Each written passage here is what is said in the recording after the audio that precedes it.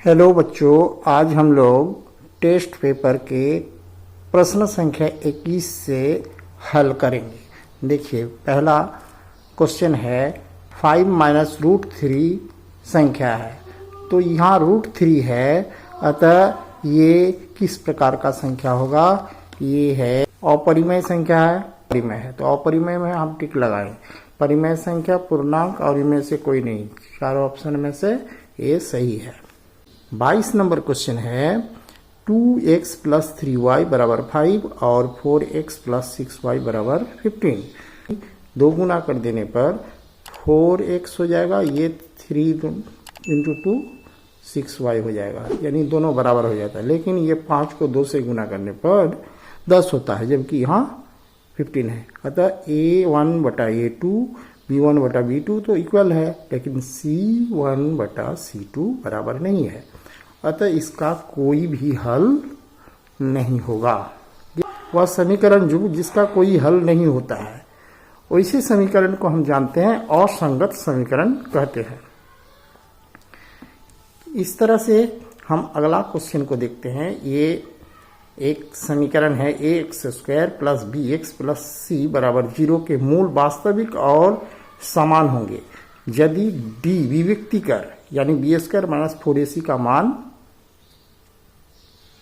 0 हो, तो ये बराबर 0 होगा, यानी ऑप्शन सी सही होगा। इस तरह से बढ़ते हैं हम अगला प्रश्न पर। ये क्वेश्चन नंबर 25। यहाँ ax square plus bx plus c बराबर 0, ये एक द्विघात समीकरण है, अतः ऑप्शन ए सही होगा। यहाँ बी में है द्विघात बहुपद का मानक रूप, मूल और ए और बी दोनों। द्विघात बहुपद का मानक रूप नहीं हो, बहुपद तो नहीं है, क्योंकि बराबर है, अतः ये समीकरण है, अतः द्विघात समीकरण में हम टिक लगाए। क्वेश्चन नंबर 26 में है 2x square minus 4x plus 3 बराबर 0 द्विघात समीकरण का विविक्त कर है। तो यहाँ बी स्क्वायर माइनस 4ac हम ज्ञात करेंगे। बी का मान यहाँ -4 है, बी स्क्वायर का मान होगा 16 माइनस 4ac यानी 4 गुना 8 और 3 8 24 घटेगा, अतः 16 में 24 घटाने पर -8, अतः विविक्ति कर 8 हुआ। जैसे v स्क्वायर माइनस 4ac लिखते हैं, b का मान हम -4 लिखते हैं और a का मान 2 और c का मान 3 बैठाने पर हमें प्राप्त हो जाएगा -4 का square minus 4 into 2 into 3 equal to 16 minus 94 equal to -8। इस तरह से सॉल्व कर लेंगे और इसमें टिक लगा देते हैं। 27 समांतर श्रेणी का प्रथम 10 सर्वांतर 10 हो तो तीसरा पद क्या होगा? चूंकि सर्वांतर 10 है और पहला पद 10 है, तो 10 में 10 जोड़ने पर दूसरा पद 20 होगा, तीसरा पद और 10 जोड़ देंगे तो 30 होगा। सीधी बात, ये 30 है। वृत्त तथा उनके स्पर्श रेखा के उभयनिष्ठ बिंदु को स्पर्श बिंदु कहते हैं। ये तो याद रखना होगा कि वृत्त है एक, ये स्पर्श बिंदु से स्पर्श रेखा गया तो इस बिंदु का नाम स्पर्श बिंदु होता है। इस तरह से 29 sec square theta minus 10 square theta, इसका मान तो 1 होता है। ये फॉर्मूला है, इस पर हम लिखेंगे। किसी घटना ई की प्रायिकता प्लस घटना ई नहीं प्रायिकता, हाँ और ना दोनों का जोड़ हर समय 1 होता है, अतः ये ऑप्शन ए सही है। इस प्रकार से हमारा वैकल्पिक 4 उत्तर में से सभी क्वेश्चन को हमने टिक लगा दिया, जो कुल क्वेश्चन 30 है। पहला वीडियो में हम 20 क्वेश्चन पर हल दिखाए थे, इसमें 30 तक हम पूरा किए। आगे हम लघु उत्तरी क्वेश्चन पर चर्चा करेंगे। देखिए, इसमें लघु उत्तरी प्रश्न है। इसमें HCF 404 और 96 का दिया हुआ है 4 और LCM 404 और 96 का ज्ञात करना है। तो हम जानते हैं LCM का गुना यानी 404 गुना 96 जितना होगा 4 गुना एल सी एम उतना ही होगा। अतः एल सी एम बराबर हो जाएगा 404 गुना 96/4। इस तरह से हम इसको यदि काट दें तो ये होगा 101। इसको गुना कर लेने पर हमें मिलेगा 9696। यही आंसर है। इस तरह से हम अगला क्वेश्चन पर हल देखेंगे। माना -4 और 6 रेखा को M1 अनुपात M2 में विभाजित करता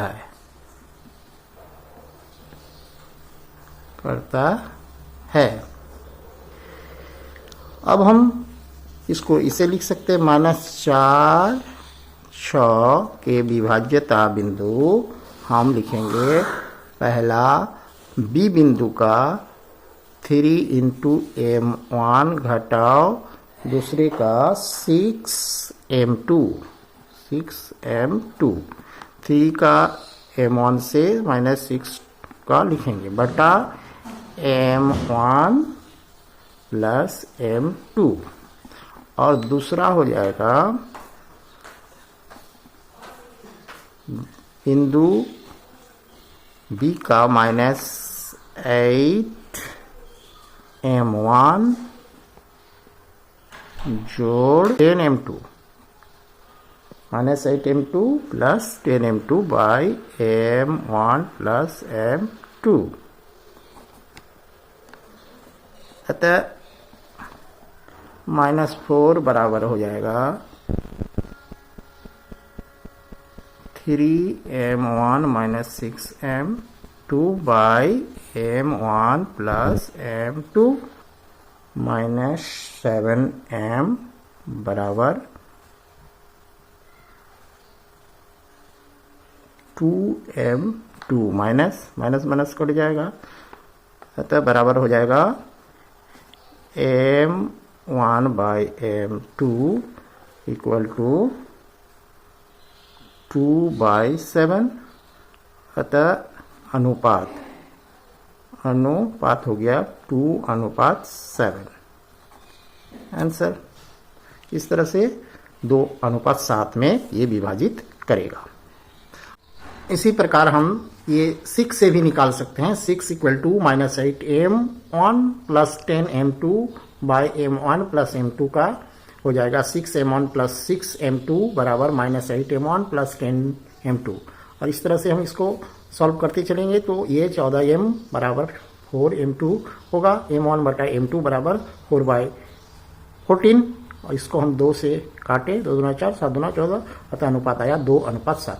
ये भुजा समांतर है तो भुजाएं अनुपात में होगी। यानी त्रिभुज ABC तथा त्रिभुज ADC में क्योंकि ML ये आधार के समांतर है, BC के समांतर ML है अतः ये अनुपात में काटेगा। यानी AB पहला त्रिभुज में AB बटा AM बटा AB हम लिख सकते हैं AM बटा AB के रूप में लिखते हैं। AM को ये पूरा भुजा से भाग देंगे तो ये अनुपात में ये भी होगा AL बटा AC होगा इस त्रिभुज के लिए। और दूसरा त्रिभुज में हम पाते हैं कि AN बटा AD बराबर भी AL बटा AC। ये 1 नंबर ऑप्शन और ये 2 नंबर 1 तथा 2 से इक्वेशन 1 तथा 2 से हमें मिलता है ये AL बटा AC L बटा AC का बराबर दोनों है। अतः एम बटा ए बी और इसके बराबर ए एन बटा ए डी, ये प्रूव्ड हो जाता है। इस तरह से हम ये क्वेश्चन को भी हल किए। अगला क्वेश्चन है क्वेश्चन नंबर 34। 15 cot A बराबर 8, तो साइन ए और सेक ए का मान निकालिए। यहाँ देखिए 15 cot A बराबर 8, या इसको हम लिख सकते हैं cot A इक्वल टू 8/15। यहाँ पर 8 आधार है और 15 लम है, अतः आधार लम दिया हुआ है। कर्ण हम निकाल सकते हैं, कर्ण बराबर हो जाएगा रूट आधार स्क्वायर प्लस लम स्क्वायर, यानी 8 स्क्वायर प्लस 15 स्क्वायर, तो हो जाएगा 64 प्लस 225 का रूट। इस तरह से ये आ जाएगा, रूट जोड़ने पर आएगा 289 इक्वल टू हम पाते हैं इसका वर्गमूल 17, अतः कर्ण 17 हुआ। इस तरह से साइन